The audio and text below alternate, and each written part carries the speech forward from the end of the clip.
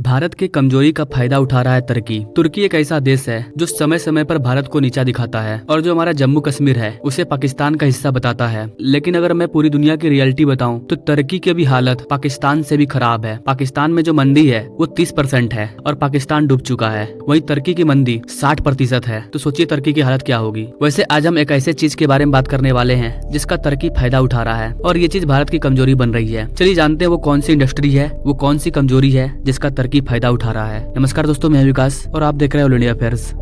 Guys, हम बात कर रहे हैं टेक्सटाइल इंडस्ट्री की। टेक्सटाइल इंडस्ट्री के मामले में तुर्की भारत से काफी ज्यादा पीछे था, लेकिन अभी हाल ही में तुर्की को एक अपॉर्चुनिटी मिला जिसका वो फायदा उठा रहा है। गाइस, अपने प्यारे भारत का जो टेक्सटाइल और गार्बेज इंडस्ट्री है वो काफी बड़ा है और हमारे टेक्सटाइल इंडस्ट्री की पकड़ यूरोप के मार्केट में अच्छी खासी है। वैसे तो यूरोप के काफी करीब है तुर्की, लेकिन यूरोप के टेक्सटाइल मार्केट पर पकड़ भारत की है। लेकिन अभी जो रेड सी में अटैक हो रहा है यमन हूथियों के द्वारा, जो हमारे शिप्स पर हमला किया जा रहा है, तो इससे इंटरनेशनल ट्रेड में बाधा उत्पन्न हो रही है, जिसका असर कई इंडस्ट्री में देखने को मिल रहा है। भारत की टेक्सटाइल इंडस्ट्री यूरोप में करीबन $4.5 बिलियन का एक्सपोर्ट करती है। वहीं तुर्की अपने हाई लेवल कॉस्ट की वजह से दुनिया का 7वां सबसे बड़ा टेक्सटाइल एंड गारमेंट इंडस्ट्री है, क्योंकि यूरोप और इंडिया के बीच में जो ट्रेड होता है उसका सबसे सस्ता रास्ता रेड सी से होकर के जाता है। लेकिन रेड सी में यमन हूथियों के द्वारा जो किया जा रहा है उससे हर किसी को प्रॉब्लम हो रहा है और सबसे ज्यादा प्रॉब्लम भारत को हो रहा है। अभी भारत से जो भी चीज यूरोप में भेजना है उसे अफ्रीका के चारों तरफ से घुमा करके भेजा जा रहा है, जिससे ट्रांसपोर्टेशन कॉस्ट काफी ज्यादा बढ़ गया है। इससे पहले हमारी जो भी शिप होती थी वो रेड सी से होकर के यूरोप चली जाती थी, जिससे ट्रांसपोर्टेशन कॉस्ट काफी कम हो जाता था।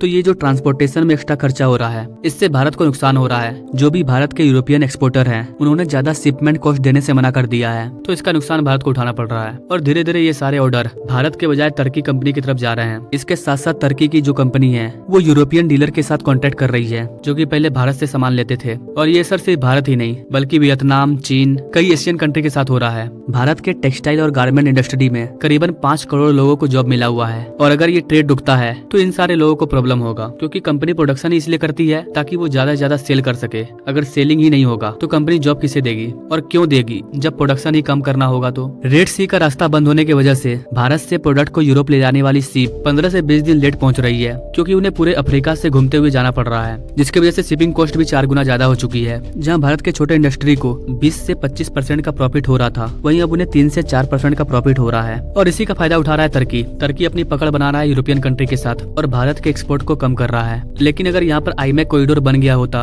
तो हमें ये प्रॉब्लम नहीं होता। अगर आईमेक कॉरिडोर बन जाता है तो न सिर्फ ट्रांसपोर्टेशन कॉस्ट बचेगा बल्कि टाइम भी बचेगा और भारत और यूरोप के बीच में ट्रेडिंग काफी स्पीड से बढ़ेगी। लेकिन आईमेक कॉरिडोर का प्रोजेक्ट भी रुका हुआ है और इधर इजराइल हमास वॉर की वजह से यमन हूथियों के द्वारा रेड सी में प्रॉब्लम क्रिएट हो रहा है। तो अब भारत के गारमेंट इंडस्ट्री के साथ जो प्रॉब्लम हो रहा है उसका एक ही सोल्यूशन है कि भारत का जो खुद का मार्केट है, डोमेस्टिक मार्केट, उसमें इन चीजों को कम कॉस्ट में निकाला जाए और बाकी देशों से जो भी टेक्सटाइल और गारमेंट का चीज आ रहा है भारत में उसे बंद किया जाए। वैसे गाइस, आपको क्या लगता है भारत के टेक्सटाइल और गारमेंट इंडस्ट्री को बचाने के लिए क्या करना चाहिए? आप अपने राय कमेंट बॉक्स में टाइप कीजिए और ऐसे ही लेटेस्ट अपडेट के लिए हमारे चैनल से जरूर जुड़िए। Now thank you for watching. मिलते हैं अगले वीडियो में एक नई जानकारी के साथ, तब तक के लिए जय हिंद।